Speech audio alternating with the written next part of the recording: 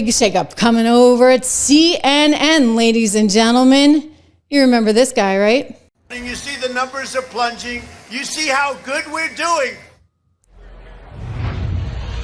After this rally in Florida tonight, the president heads off to Pennsylvania for yet another rally tomorrow. And then later on in the week, Iowa and North Carolina. Pennsylvania is obviously a critical battleground state, but Iowa and North Carolina are really states that should be in the bag for President Trump right now.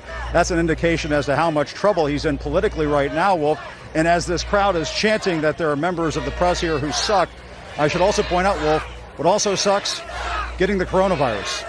Wolf? Yeah, that would be really, really awful. Over the weekend, the president said the coronavirus was disappearing. Clearly, it's not disappearing. It's getting a whole lot worse. Sorry, Jim Acosta. Thanks very much. Let's get some more on the breaking pandemic. Okay. So there's a shakeup coming at CNN, and both people you just saw on screen are involved.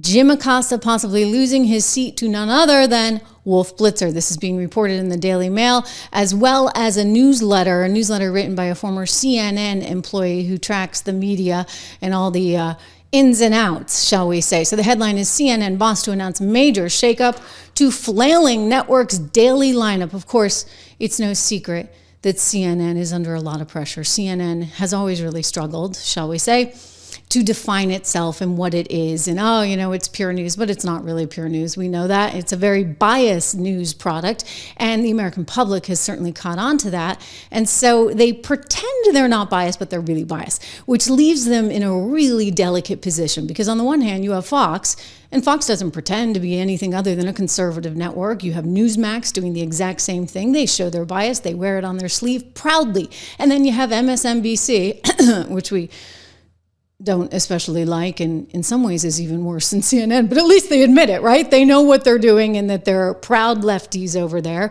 and they wear that with their lefty flag day in, day out. In fact, they're going to be doing it even more because Rachel Maddow is making a comeback. She's going to be there Monday through Friday, lucky you, for the first 100 days of the Trump presidency.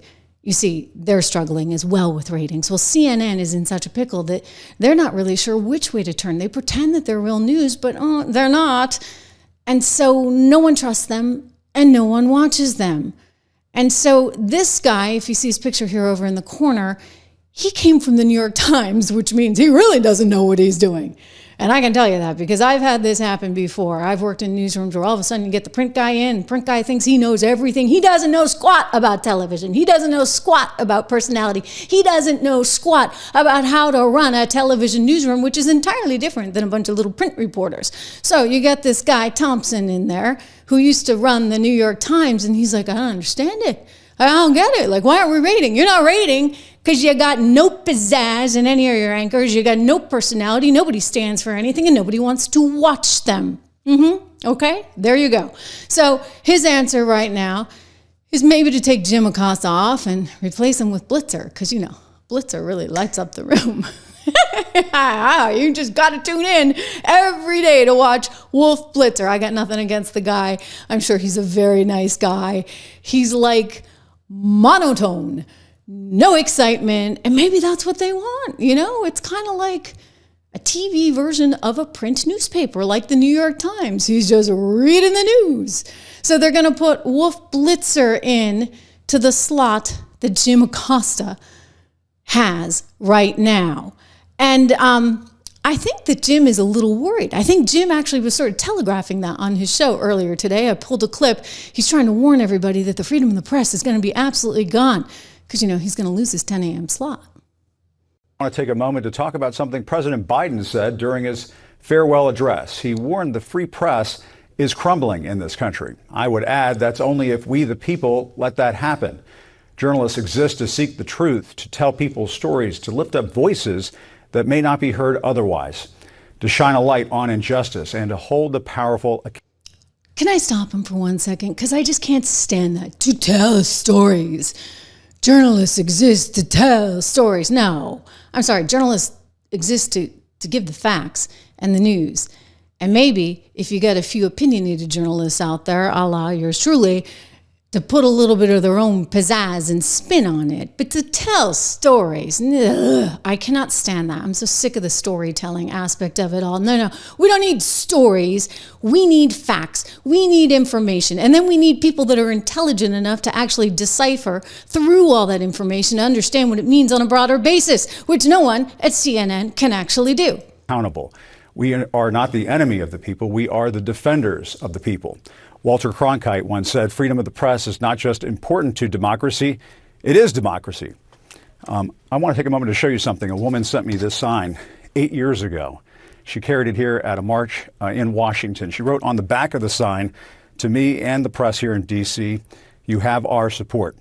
To Nora, wherever you are, right back at you. Reporting from Washington, I'm Jim Acosta. Okay, so that was a message to his boss, the former New York Times guy. Hey, I matter. Someone made a sign for me. I matter. You better keep me in the gig, buddy. I don't know. Look, I'm just going to say that no matter what they try, they're really not going to get anywhere, okay? They got a print guy trying to remake a television newsroom. So the print guy is clueless. He doesn't know what a camera is. He doesn't know what a light is. He doesn't know what a television personality is. So he doesn't know how to actually pull the best players together. I mean, look, Jim is what Jim is. But if you know how to use your people correctly, you'd know how to put Jim in the right spot. Jim has a viewpoint. I don't agree with Jim's viewpoint. You don't agree with Jim's viewpoint, but it's a viewpoint, which is, frankly, better than some other anchors. Like I guess they're going to put this Pamela Brown in with Wolf Blitzer. Gosh, I don't mean to be cruel, okay? Like, don't get me wrong, but that's a prompter reader if there ever was a prompter reader. She can read a prompter, barely, and that's about it. But there's nothing there. There's nothing beyond the prompter reading. And Wolf, kind of similar story. I mean, he's better at ad-libbing, but he's just going to try and give you the news with his own sort of bias built in and nothing more. So Thompson doesn't understand how to actually create a product that people want to watch. And guess what? It's television, for goodness sake. So give them something a little bit more exciting. You know, put Jim on opposite Scott Jennings. Then you got a show. Then you got some debates. Then people might actually tune in, but nobody's going to tune into CNN because they're never going to get it. They just can't get this one right. Going back to the story, it looks like Mark Thompson, sorry, I was calling him Scott Thompson, the old New York Times boss brought in to overhaul the network, is trying to figure out how to actually spice it up. And his answer is Wolf Blitzer, who's been there since 1990. He's like almost 80. He's like almost as old as Joe. Oh my gosh. All right, forget about it. I'm sorry. CNN, see ya. See ya. That is one dying business, shall we say. You know, it's not dying right here. Trish Regan Show. Make sure if you haven't subscribed, do me that favor. Subscribe to the show. Hit the bell so you know exactly when I'm live every single day.